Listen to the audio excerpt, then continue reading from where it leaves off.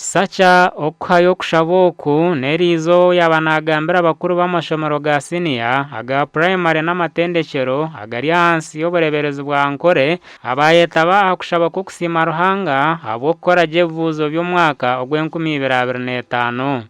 I want to repeat, create people who are employable.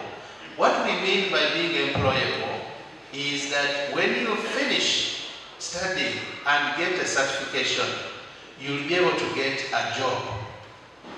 Even if you don't get a job under someone, the skill is marketable to the extent that you'll be able to start something of your own and people will buy your services or your goods. Bishop w'obureberezi bwa nkore Right Reverend Associate Professor Fred Sheldon Mwesigwa niwe yayebembera okushaboku kwakorwa hakanisa ya St James Cathedral haro omurembo mbarra.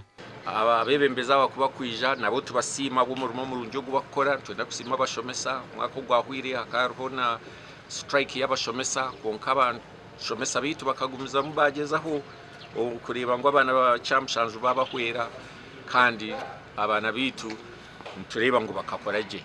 Ntwebaza all the stakeholders abashomesa we barabashomesa koro murimo gumukozire kuba mwamutashomesize success terikuba kandi no kusima ruhanga ahabwa baziri akuba abantu bona byo mukozire umurimo gwari supposed gukora icyo kureberaho twandusima ruhanga abana bamaziri cyamushanje twakomparing umwaka gwa 24 na 25 grade 1% performance ikarga habusheka 20 harigana yaza habusheka nabona cyaturitera kusima ruhanga kandi nano mu twashanga ngo abana ibiceka nshanzo na 8 harigana ibikirizwa Sumi University abana baza ha diploma abana bona bahika hakushaboku habaho kusima amashomero agakiriza yaganda gukora jevuzo by'umwaka ogw'2025 kandi bamwe abakuru b'amashomero basima encourage.